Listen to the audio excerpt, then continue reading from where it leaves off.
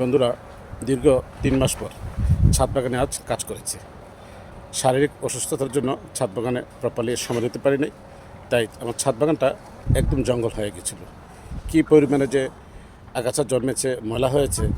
প্রায় 2টি লেবারে সকাল 7টা থেকে 12টা পর্যন্ত সময় লেগেছে ছাদ বাগানটাকে পরিষ্কার করার জন্য। আমি আপনাদের সাথে একটু ব্যাক ক্যামেরাতে শেয়ার করছি, আশা করি ভালো লাগবে।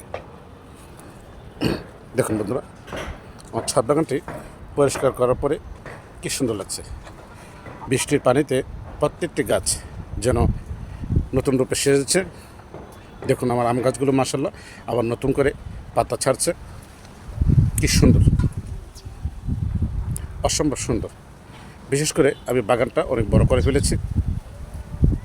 এত বড় বাগান সামলানো সত্যি খুব কষ্টকর। এগুলো হচ্ছে আমার আপেল গাছ, হরিমান 99 আপেল। এই আপেলের গাছের বয়স প্রায় 3 বছর। এ পর্যন্ত এখনও গাছে কোনো ফুল ও ফলের দেখা পাইনি। হয়তো অনেকে আপেল গাছ দেখেছেন, অনেকে দেখেননি, তাই একটু আপনাদের সাথে শেয়ার করছি, আশা করি ভালো লাগবে। আজ ছাদ বাগানে প্রচুর বাতাস, প্রচুর বাতাস বইছে। এত ভালো লাগছে বাতাসগুলো, প্রতিটি গাছে হাওয়ার সাথে দোলা খাচ্ছে, খুব ভালো লাগছে। এখানে আছে আনার গাছ। দেখুন আমার ছাদ বাগানের ড্রাগন গাছগুলো কি সুন্দর করে পরিষ্কার করে দিয়েছি। একদম অগোছালো হয়েছিল। এর একটি প্রতিবেদন পূর্বে আমি আপনাদের সাথে শেয়ার করেছিলাম। সকাল 7টা থেকে ছাদ বাগানে কাজ শুরু করেছি 2জন লেবার দিয়ে। দুপুর প্রায় 12টা বেজে গেছে, 12টার সময় সমাপ্ত হয়েছে। তারপরেও শেষ হয়নি। ছাদের এক অংশে একটু বাকি আছে, আমার পশ্চিমাংশে, ওটা রবিবারে করাবো।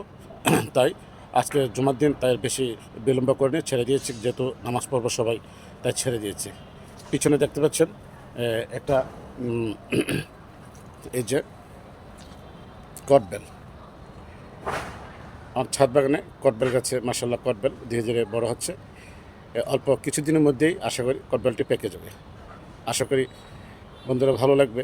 আসলে ছাদ বাগানে নিজেতে গাছ লাগিয়ে ফল খাওয়াটা সত্যি যে কতটুকু আনন্দদায়ক তা বলে বোঝানো যাবে না।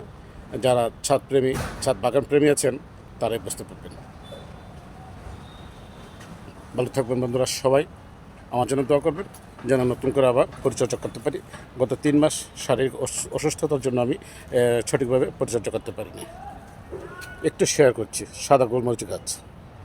দেখুন কি সুন্দর করে হয়েছে গোলমরিচ গাছটা, অসম্ভব সুন্দর। কীভাবে ঝোপালো হয়, একদম গোল। দেখুন বৃষ্টির পানিতে নতুন রূপে সেজেছে। প্রচুর পরিমাণে বাতাস বইছে, হিমাল হাওয়াটা খুবই ভালো লাগছে আমার কাছে। সবাই ভালো থাকবেন বন্ধুরা, খোদা হাফেজ।